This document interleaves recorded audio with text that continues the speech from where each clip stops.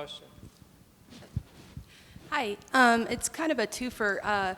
For Matt, I was wanting to hear from you about the mirrored way you're referencing what's going on with the humans as well as what's going on with the apes. It's sort of similar. And to Andy, you've done creatures that are completely fictional, as in Gollum. You've done King Kong, where it was very much a realistic ape. Now you're kind of doing a hybrid that's never really been done before, of the evolution of a creature that's real into something that's never been. Can you talk about how you had to go, what you went through to create this? Why don't you do that first? I mean, I have to say, because of the way that Caesar came into the world and was brought up by human beings, for me it was always, he was an outsider. He was always an outsider. There was a sense of not knowing who he was. He was brought up by a human being and believed himself in many ways to be a human being, had many human attributes, was, learnt human belief systems through his father, who was James Franco's character Will, who he believed to be a good man. And so although I mean, I'll never forget reading the script for the first time and seeing the trajectory of that character, the arc of that character, and thinking, what an amazing character, and then realizing, of course, and it's an ape, and take that away, and you'd still have an amazing character who's going on a phenomenal journey.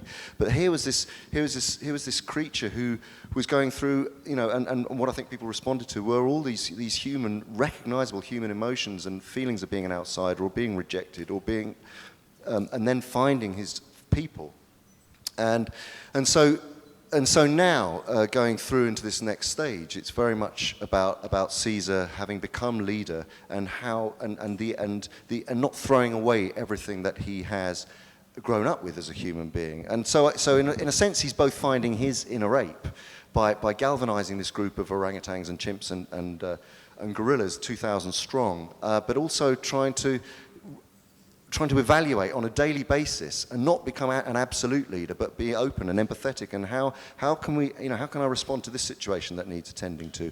He's also a father now. He's got a teenage son. He's also now got an infant child. He has a wife. He has a council.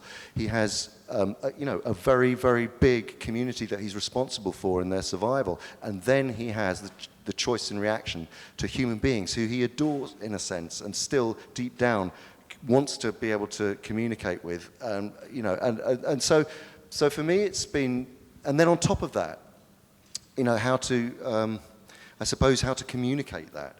And one of the things that were the things of last time round was one of the beauties of it that Matt alluded to was the fact that they didn't speak. So it's a very pure, innocent way of experiencing what their thoughts and feelings were, the apes in the last movie.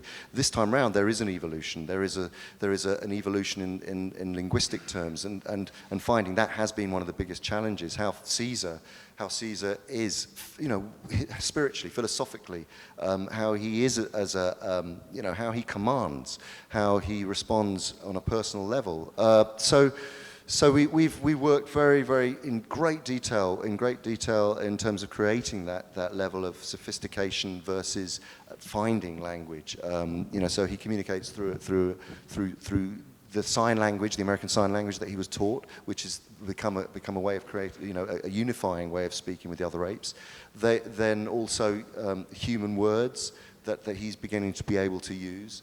And then all of the other apes too are dealing with learning, to use just gesture and ape vocalizations. And of course, the younger apes who are growing up in this society are learning to speak, better than and faster than their parents, because that's what happens. So it's a very, it's a very rich and complex world, I think, that Caesar exists in, and is pressured and is hugely under pressure as the movie goes on with.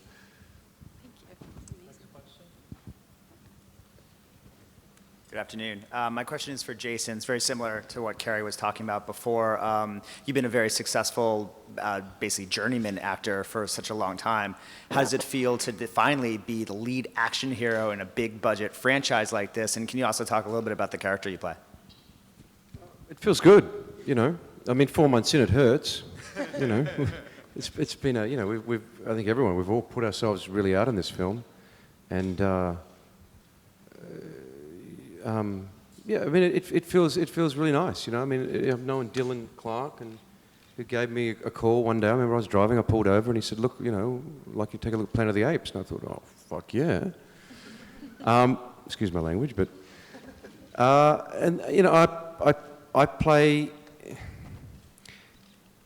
in a funny kind of way. I play, you know, a different mirror to Caesar, I guess. I mean, there's many ways to talk about that, you know. You know, I play Malcolm, who was an architect, you know, who has a son who lost a wife, who, you know, now has a new partner, who is trying to, you know, find a way for his family to stay alive.